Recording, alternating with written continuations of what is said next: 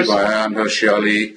They all just made his head buzz like a hive and forced him to tell people to shoot their medical colleagues, having taken a Hippocratic oath. Do you understand why I'm sounding like this? I'd find it hateful to think that you really did believe anything of what you just said.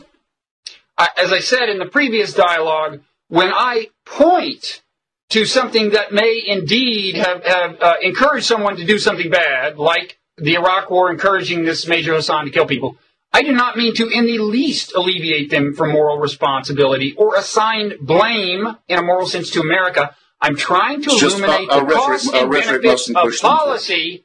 I'm trying to illuminate the costs and benefits of policy. And as I said last time, until we get better in defiance of right-wing propagandists at separating the question of blame from the question of impartial causal analysis about costs and benefits of alternative policies, we will be screwed. And I'm not sure I have your support in that campaign. Before I graciously give you the last word, I just want to say one thing. I was very relieved to hear you say earlier that your feeling is kind of live and let live. What people want to believe in the privacy of their own churches, as long as they don't do any harm, is their business. I'm relieved to hear you say that. I'm a little surprised because I've got to say the tone that comes out of your writing is the following. You know, my view is that life is hard. I really find it hard, and I think anyone who takes a stab at living a moral life is going to find it hard. I believe everyone who does that winds up doing it on the basis of something they can't prove, something probably that is in some sense irrational, and often something that is in some sense a crutch. What I hear you saying, and maybe you've now corrected me and I won't think you're saying that anymore, but what comes through in the tone of your writing is, well, I'm sorry, but all of you are coping with this difficult challenge of life in a way that's just intellectually laughable. And if only you were as smart as I am, you wouldn't be resorting to this.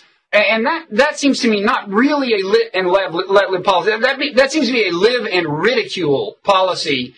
And it really bothers me, the elitism and air of superiority in your writing. Well, I'll come to that in reverse order, if I may. The religion makes very large claims for itself. In some cases it claims to be infallible or to have spokesmen who are. It also says, if you agree with us, we can offer you salvation. If you don't, we can promise you damnation. These are very big claims. They then want to say, by the way, you're not allowed to criticize or ridicule this either. I must say, I think that's asking a bit much, don't you? Now then, if their fallback position is, well, it makes people behave better, well, I think we've already discussed that. I say there's no proof that people wouldn't have behaved that well anyway, and there are many crimes specifically attributable to superstitious and supernatural belief. And then on the point of coexistence, which I do say in my book, it's because they won't accept the offer. I mean, I do have to hear from a madrasa in Virginia, very short way, distance from where I'm sitting now, preachments from a man who now chooses to live in Yemen for his own safety, having encouraged the 9/11 hijackers and Major Hassan. I am forced to listen to that.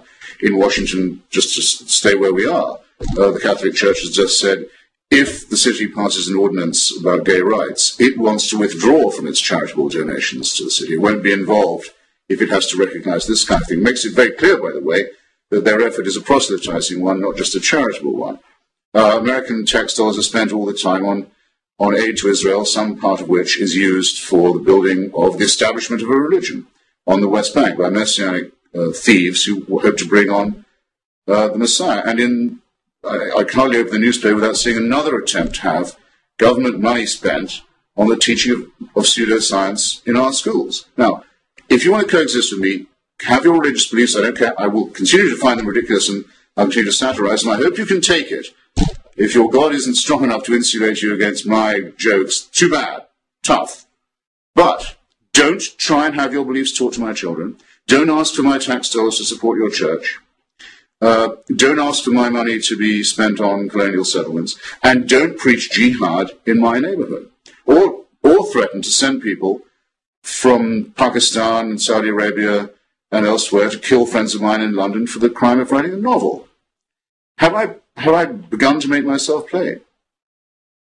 They won't leave me alone. So I am a member of a group that you scorn and insult. And I don't scorn atheists. I do not scorn. No, you've written nothing but scornful. You've written scornful and insulting things about a group you call the New Atheists, as if we were the fundamentalists.